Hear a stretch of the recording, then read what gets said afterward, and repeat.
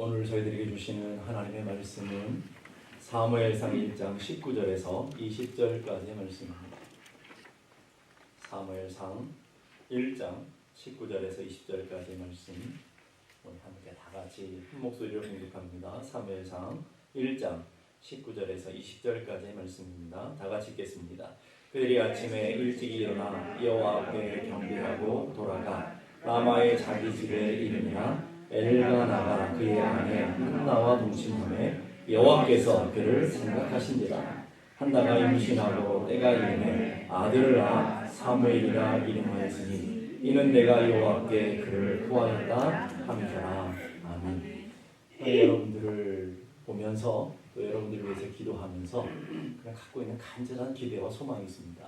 여러분 한 사람 한 사람이 다 살아 역사하시는 하나님을 만남으로 여러분 안에 육의 생명뿐만 아니라 영의 생명 있는 삶, 영적인 생명력을 바라는 삶을 살아가는 복된 인생이 되기를 간절히 바라고, 또 한 가지는 여러분이 다 하나님의 자녀로서 하나님의 자녀의 권세를 누리며 하나님의 자녀의 권세를 맛보며 그 권세를 붙들고 살아가는 하늘 백성들이 되어지는 것, 땅의 사람이 아니라 하늘 백성으로 살아가는 믿음의 역사가 일어나기를 간절히 소망합니다. 우리가 믿는 믿음이 이론이 아니라 우리가 믿는 믿음이 실제 하시는 하나님, 실제 내 삶 속에 오늘도 계속해서 활동하시고 계속해서 역사하시는 그 하나님의 일하심, 하나님의 역사를 날마다 어쩌다 만나는 게 아니라 날마다 경험하고 날마다 고백하며 날마다의 간증을 갖고 살아가는 그런 인생들이 다 될 수 있기를 간절히 바랍니다. 그러기 위해서 전제가 하나가 있어요. 그러면 어떤 전제냐면 여러분들이 기도하셔요. 기도하지 않고는 하나님의 자녀의 권세를 누릴 수도 없고요, 하나님의 영적인 권세를 가지고 살아갈 수도 없고요, 또 하나님의 살아계심과 하나님의 역사하심을 우리는 맛볼 수가 없다는 것이죠. 오늘 여러분들이 깨어 기도할 때, 뜨겁게 기도할 때 하나님의 권능이 여러분을 통해서 역사하시고 여러분의 삶 가운데 오늘도 일하시고 오늘도 역사하시는 하나님의 놀라우신 은혜를 누리며 살아가게 될 줄로 믿습니다. 바로 한나가 그랬다는 거예요. 한나가 인생의 환난과 고난이 많은 인생을 살아가면서 하나님 앞에 뜨겁게 기도했더니 살아계신 하나님의 은혜를 맛보게 되었고, 그리고 오늘 우리가 읽은 본문은 그 은혜, 기도 응답을 받은 한나의 그 다음 행보가 기록되어 있습니다. 19절 보십시다. 19절 다 같이 시작. 그들이 아침에 일찍 일어나 여호와 앞에 경배하고 돌아가 라마의 자기 집에 이르니라. 엘가나가 그의 아내 한나와 동침하매 여호와께서 그를 생각하시니라. 이 짧은 이 한 절의 말씀 안에 굉장히 중요한 단어들이 담겨져 있습니다.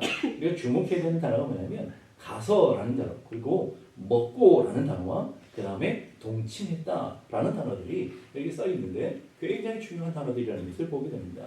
7절에 보니까 울며 먹지 않았던 한나가 응답을 받았습니다. 은혜를 경험했습니다. 그리고 났더니 18절에 가서 먹게 되었습니다. 그건 무슨 말이냐면 기도했던 사람 기도의 자리만 되는 것이 아니라 하나님의 주시는 은혜의 일상성, 다시 우리의 삶, 일상적인 삶이 회복되었다라는 것을 얘기하고 있는 것이죠. 그리고 어디로 갔느냐? 돌아가서 라마의 자기 집에 이르게 되었다. 자, 어디로 돌아갔다고 했습니까? 라마의 자기 집으로. 지금 실로에 있는, 실로에서 하나님의 은혜를 경험하고 하나님의 능력만을 경험한 것이 아니라 이제 다시 자기 집으로 돌아가게 되었다 하는 것을 얘기하고 있습니다. 그 라마의 집이 어떤 집이었습니까? 고통이 있는 집이었죠.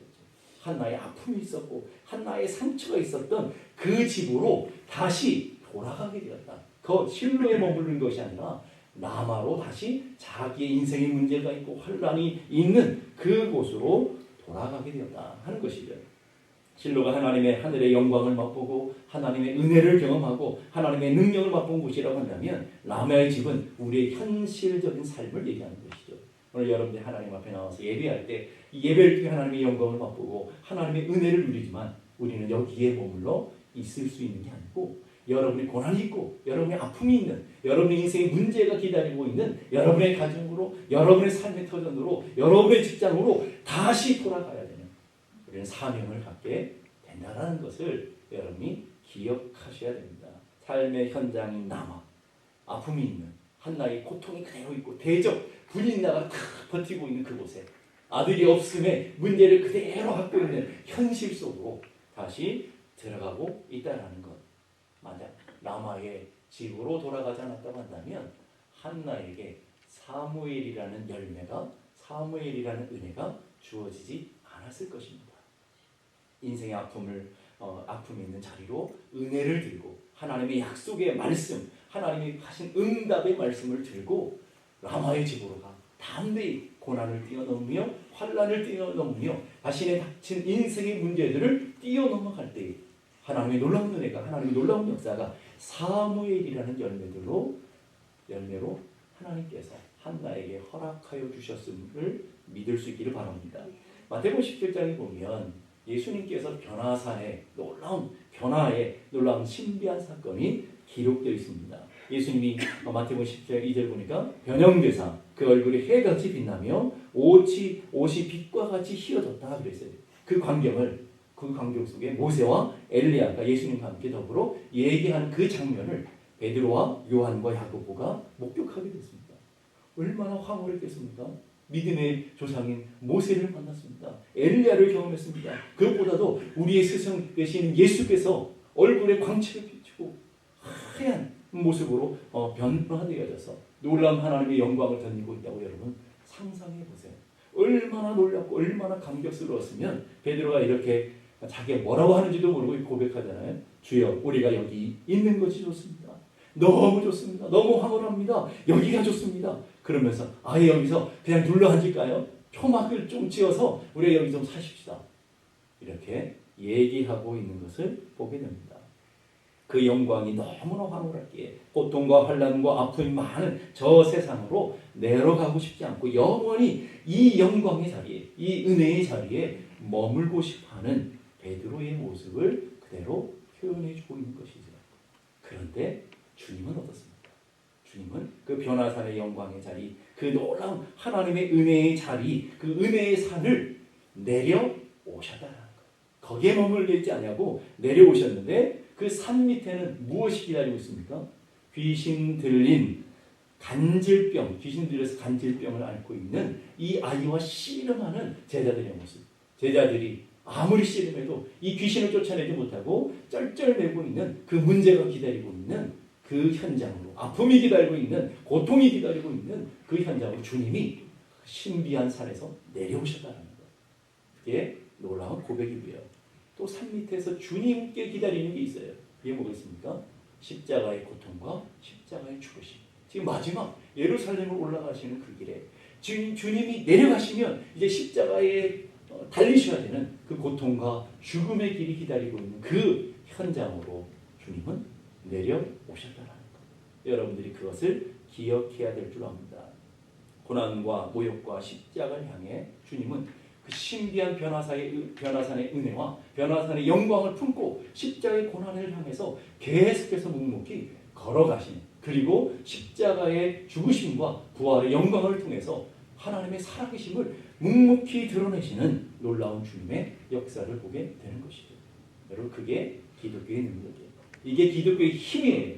변화산의 영광의 자리에 머무르는 것이 아니라 그 영광과 은혜를 품고 고난이 있는 현장으로 라마의 집으로 가서 인생의 문제가 기다리는 그곳으로 가서 내가 받은 은혜를 가지고 내가 맛본 영광을 맛보고 내가 누리는 이 은혜의 기도 응답을 가지고 인생의 가정의 라마의 삶을 변화시켜가는 것. 이것이 우리의 사명이며 이것이 우리의 본분이라는 것을 기억해야 될 줄 압니다. 찬송 442장에 보면 3절에 이런 내용의 가사가 있어요. 밤 깊도록 동산 안에 주와 함께 있으려 하나. 밤 깊도록 주님이 좋아요. 여기가 좋아요. 하나님의 은혜가 머무르는 것이 너무너무 행복해요. 나 여기 있었으면 좋겠어요. 여러분, 예배할 때 우리는 그런 은혜들을 경험하잖아요. 너무 큰 기대인가요? 하나님의 은혜, 하나님의 영광이 너무 좋아서 그냥 여기서 예배하다가 딱 죽었으면 좋겠다. 그냥 여기서 쑥 하늘로 그냥 이 영광과 이 은혜를 따라 하늘로 싹 가버렸으면 좋겠다. 너무 큰 기대를 하고 있는 건가요? 뭐 그럴 때가 있잖아요. 우리도 기도하다가 하나님의 은혜 깊이한 신비 속에 들어가면 하나님 너무 좋아요. 저 고통이 있고 저 아픔이 있는 가정에 있지 말고 그냥 여기 계속 있었으면 좋겠어요. 이럴 때가 여러분 있지 않습니까? 그런데 그 깊은 은혜의 동산에 주와 함께 있으려 하지만 괴로운 세상에 할 일 많아서 날 가라 명하시네. 주님 우리를 그곳으로 보내시더라는 거예요. 은혜의 신비한 동산에 머무는 것이 아니라 고난이 있고 환난이 있는 라마의 집으로 주님은 가라라고 명령하고 계시더라는 거예요. 그 다음에 주님 나와 동행을 하면서 나를 친구로 삼으셨고 우리 서로 받은 그 기쁨은 알 사람입니다. 오늘 우리의 삶의 현장도 마찬가지입니다. 은혜 받은 사람, 영적인 체험을 한 사람의 능력은 세상 속에서 주님의 뜻을 위해 고난당하며 주님이 우리에게 맡겨진 사명을 기꺼이 감당할 때 주님의 교회를 위해 남은 모욕과 남은 고난을 내 몸에 체육하는 인생을 살아갈 때 우리를 통해 하나님은 놀라운 역사를 만들어 가시며 하나님의 거룩한 은혜를 이루어가게 될 줄로 믿습니다.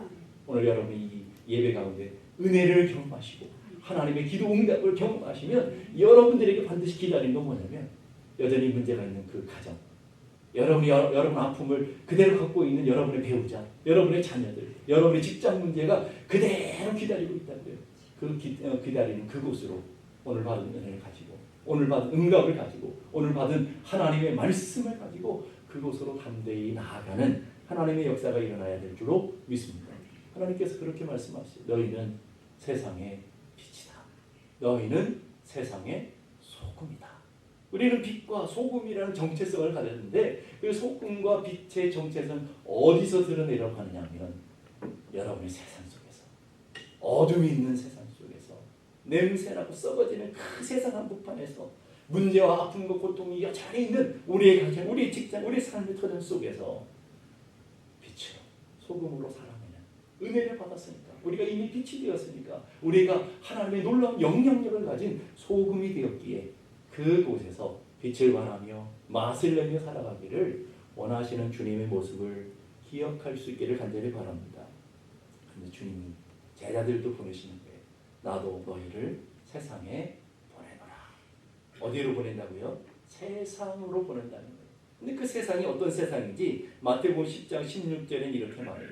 마태복음 10장 16절 다 같이 시작. 보라 내가 너희를 보내니 양을 이리 가운데 보내며 여러분들이 양이시죠. 여러분 이리가 아니잖아요. 여러분 양이시죠.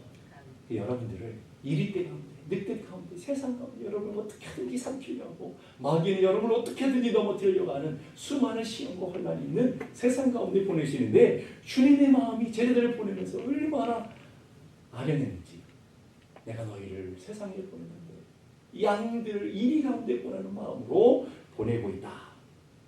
그러면서 그것을 끝나지 않는다. 그 다음에 마태복음 28장 19절에서 20절 보십시다. 다 같이 시작. 너희는 가라 볼지어다 내가 세상 끝날까지 너희와 항상 함께 있으리라. 믿습니까?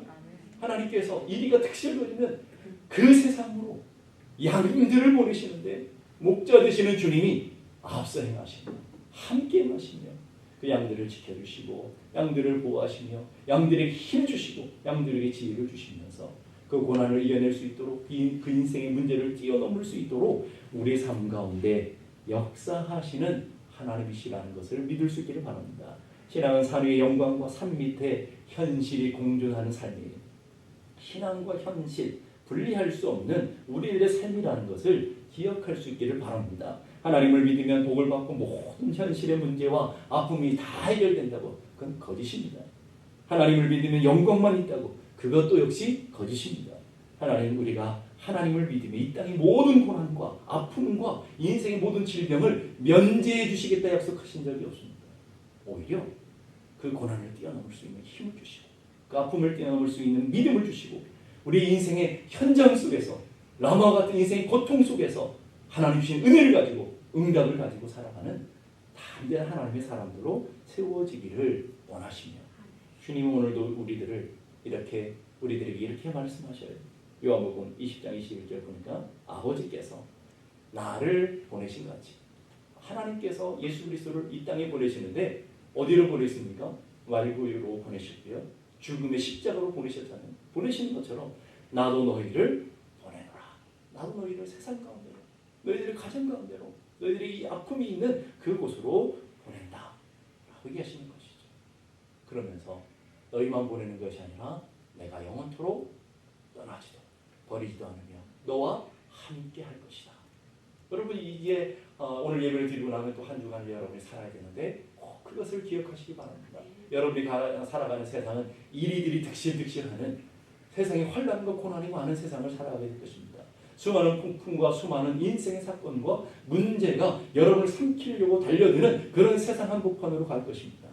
그러나 오늘 이 예배를 통해 받은 은혜를 그리고 하나님의 주신 말씀을 붙들고 세상 한복판으로 가시되 내가 너를 떠나지도 버리지도 않겠다고 하시는 하나님의 약속의 말씀을 믿고 의지하며 나가는 여러분 모두가 되기를 주님의 이름으로 축복합니다. 보네코라고 하는 신학자가 성도의 공동생활이라는 책에 보면 이런 얘기를 하셨습니다. 예수 그리스도는 그의 원수들 가운데 살았습니다. 그는 결국 자기의 제자들에게 버림을 받았습니다. 그는 십자가 위에서 악당들과 조롱하는 자들에게 둘러싸여 아주 홀로 있었습니다. 그가 온 목적은 하나님의 원수들에게 평화를 주려는 것이었습니다. 죄인들에게 평화를 주기 위해서 하나님과 원수된 우리들에게 평강을 주기 위해서 오셨다는 거죠. 그러므로 그리스도인이라면 외딴 은둔 생활을 할 것이 아니라 원수들 가운데 살아야 합니다. 거기에 우리의 사명과 일이 있는 것입니다. 이게 우리 사명이라고요. 우리의 삶의 길이라고요. 우리가 살아가야 될 마땅한 삶의 모습이라는 거예요. 근데 여기 굉장히 중요한 원리 하나가 있어요. 여러분이 꼭 기억하셔야 되는 영적인 원리가 뭐냐면 먼저 변화산의 은혜를 경험하셔야 돼요. 먼저 예배의 감격을 경험하셔야 돼요. 먼저 기도의 영광을 맛보셔야 돼요. 먼저 예수 그리스도의 변화의 체험과 영광을 여러분이 맛보셔야만 그 은혜를 붙들고 그 응답을 붙들고 그 약속을 붙들고 세상 한복판으로 나갈 수 있고 승리할 수 있다라는 것. 은혜가 없으면 감당할 수 있는 능력이 없다면 감당할 수 있는 힘이 없다면 우리는 세상에 삼켜지게 될 것입니다. 그러기 우리는 주님을 만나는 변화산으로 올라가야 됩니다. 예배의 영광의 변화산으로 올라가야 되고요. 먼저 여러분이 온 몸을 다해서 온 마음을 다해서 기도의 변화산으로 올라오셔서 그 변화산에서 하나님의 영광을 맛보고 하나님의 은혜를 경험하고 하나님의 축복을 먼저 맛보고 경험해야 되는 은혜가 일어나야 될 줄로 믿습니다. 그리고 그 변화산에 머물러 있는 것이 아니라 얘는 가야 돼요. 그 은혜를 붙들고 그 약속을 붙들고 환난과 고난과 아픔이 있는 여러분의 가정으로 여러분의 배우자에게로 여러분의 자녀들에게로 내려가야 되는 것. 이게 믿음의 원리라는 것을 기억해야 될 줄로 믿습니다. 그래서 히브리서 11장 30절에서 37절 보십시다. 다 같이 우리 한번 읽어보십시다. 시작. 심한 고문을 받되 구차히 풀려나기를 원하지 아니하였으며 또 어떤 일은 조롱과 채찍질과 결박과 옥에 갇히는 시련도 받았으며 돌로 치는 것과 톱으로 펴는 것과 시험과 칼에 죽임을 당하고 양과 염소의 가죽을 입고 유리하여 궁핍과 환난과 학대를 받았습니다. 그 앞에 굉장히 중요한 단어가 있어요. 그들은 믿음으로 변화산의 은혜를 경험한 그 믿음으로 그 은혜로 그 축복으로 어떻게 했다고요? 연약함 가운데서 강하게 되어졌고요. 심한 고문을 받되 구차히 풀려나기를 원하지 않고 그 고난을 감당했고요. 그 믿음으로 채찍 맞았고요. 그 믿음으로 결박당했고요. 그 믿음으로 시련을 이겨냈고요.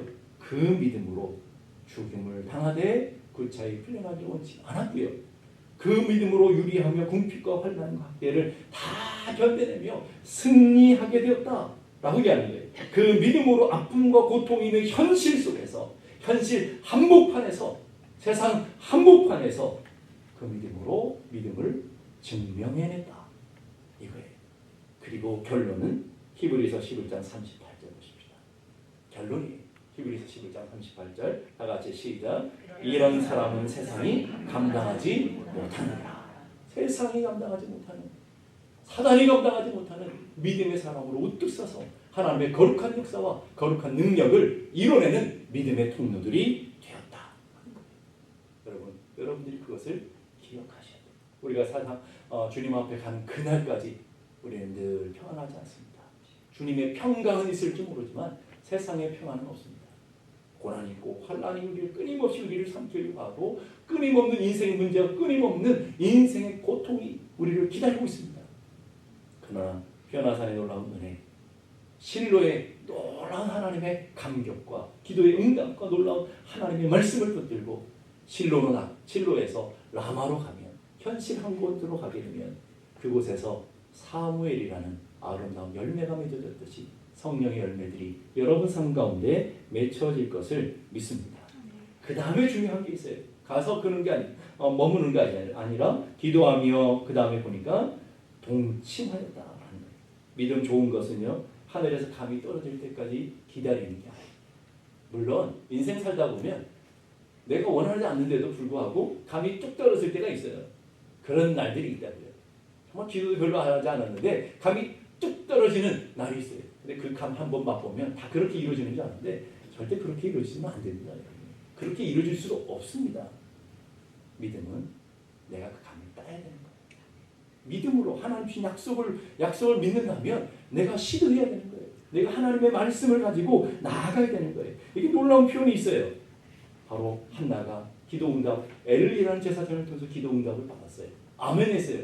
그래서 더 이상 근심이 없고 편해졌다고요. 그리고 라마의 집으로 돌아갔어요. 그리고 먹고 삶의 일상성이 회복되었어요. 그 다음 놀라운 표현이 뭐냐면 엘가나와 동침하였다. 하나님의 약속을 믿는데 엘가나와 동침하지 않으면 사무엘이라는 열매는 나올 수가 없는 것이죠. 아무리 하나님이 한나에게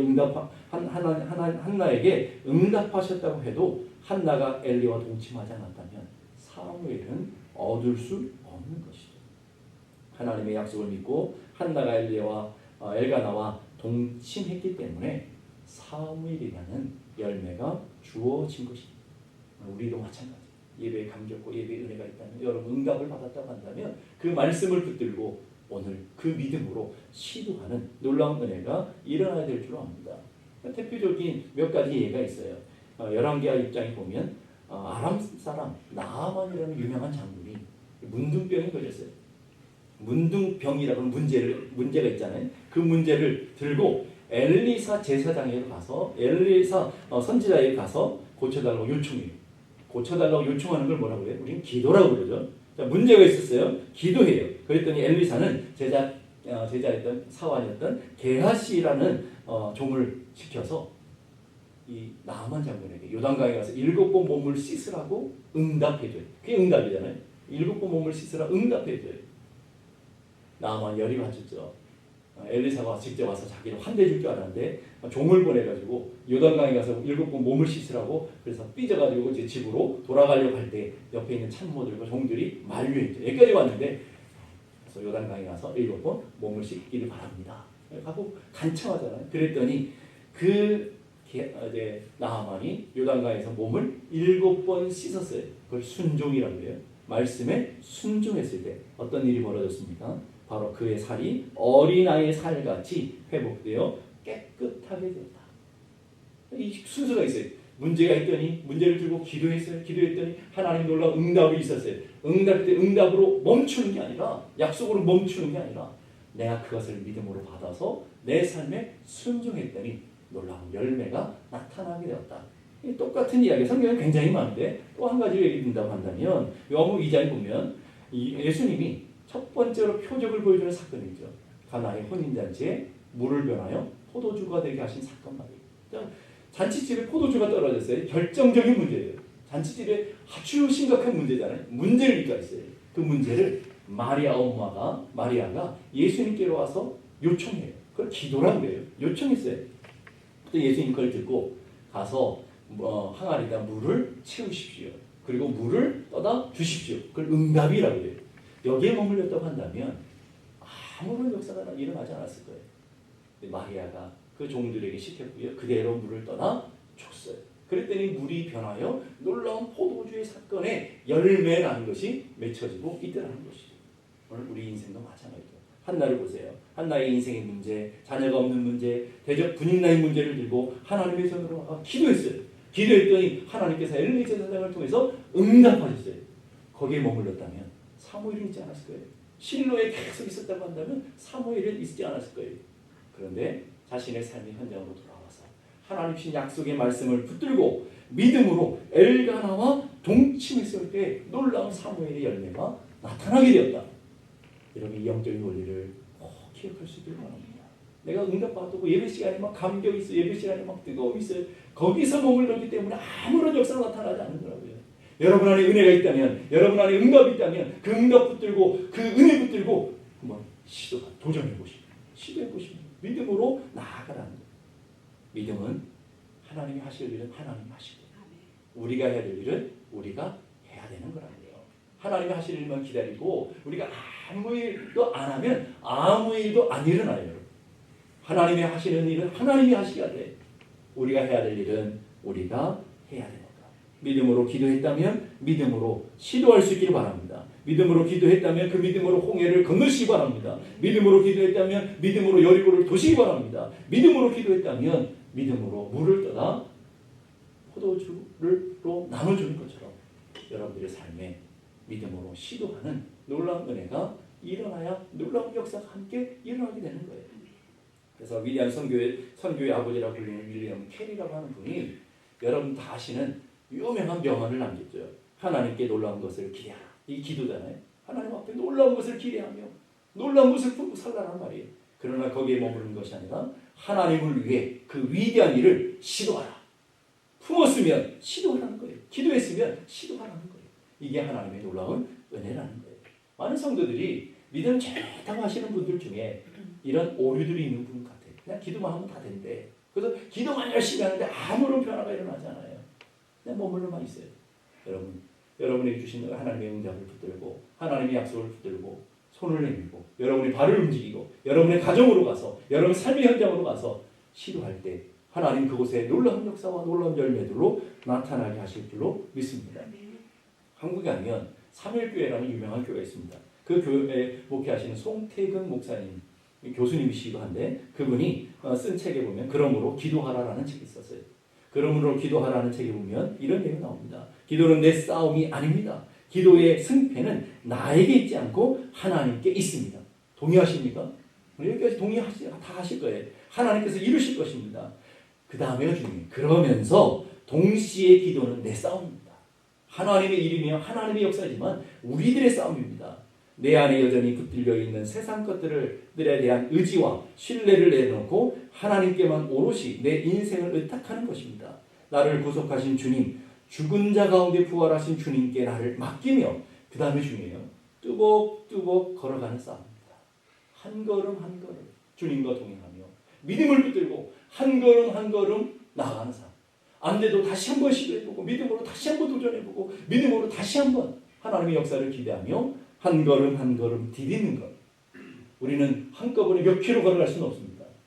여러분의 믿음 역시도 오늘 한 걸음만 디디는 거예요. 그리고 내일 또 한 걸음 디딜 수 있을 거예요. 그리고 그 다음날 또 한 걸음 디딜 수 있을 거예요. 그러다 보면 우리는 하나님의 놀라운 역사의 자리에 이르게 될 줄로 믿습니다. 여러분, 하나님 앞에서 여러분이 위대한 것을 품고 기도할 수 있길 바랍니다. 응답을 받았으면 그 품은 것 가지고 시도하시기 바랍니다. 용서할 수 없는 사람을 용서하는 시도를 해보시고요. 미워했던 사람을 사랑하는 시도를 해보시고요. 여러분이 하나님 앞에서 하나님의 놀라운 꿈을 향해서 한 걸음을 내디뎌 보시고요. 하나님의 거룩한 비전을 향해서 한 걸음 내디딜 때 여러분의 삶에도 사무엘, 하나님이 구하시는 것을 들으셨구나. 하나님이 구하시는 것을 들으셨구나. 응답이잖아요. 그 구하시는 놀라운 응답들이 여러분의 삶 가운데 풍성하게 맺혀질 줄로 믿습니다. 기도하겠습니다. 이 시간 기도하실 때 하나님 깨어 기도하기 원합니다. 하나님의 삶의 권세로서 기도의 권세와 기도의 능력을 부담받는 하나님의 사람들이 다 되게 하여 주시옵소서. 그렇게 기도하시고요. 하나님, 이제 우리가 기도에만 머무르는 것이 아니라 응답받았다면, 확신이 있다면, 하나님의 놀라운 변화산의 경험을 했다고 한다면 이제 우리도 저 세상 밑으로 고난이 있고 아픔이 현실 속으로 믿음을 들고 응답을 들고 들어가 실로에서 우리가 해야 될 일을 우리가 할 수 있는 은혜가 있게 하시고 우리의 삶을 통해서 하나님의 역사를 이뤄가는 저희들이 되게 하여 주시옵소서. 우리 함께 다같이 기도하겠습니다. 하나님 아버지 은혜를 감사합니다. 오늘도 저희들에게 귀한 역사와 귀한 은혜를 주셔서 하나님의 약속, 하나님의 말씀을 듣게 하시고 오늘도 믿음으로 담대하게 나아가게 하심을 감사합니다. 하나님, 우리의 마음문을 열어주셔서 기도하게 하셨사오니 또 하나님 실로의 영광과 실로의 은혜를 맛보게 하셨사오니 이제 라마로 내려갈 수 있기를 원합니다. 우리 고통과 아픔이 기다리는 현실 속으로 그 믿음을 들고 그 약속을 들고 내려가 부딪히는 그 삶의 상에서 하나님이 주신 약속의 말씀을 붙들고 시도하는 도전하는 하나님의 사람들로 쓰여주시고 오늘 우리 삶의 자리에도 사모의 열매가 맺어질 것처럼 성령의 열매들이 맺어지며 은혜의 열매들이 맺어지며 하나님의 기도의 응답의 열매들이 맺어지는 놀라운 은혜가 일어나게 도와 주시옵소서.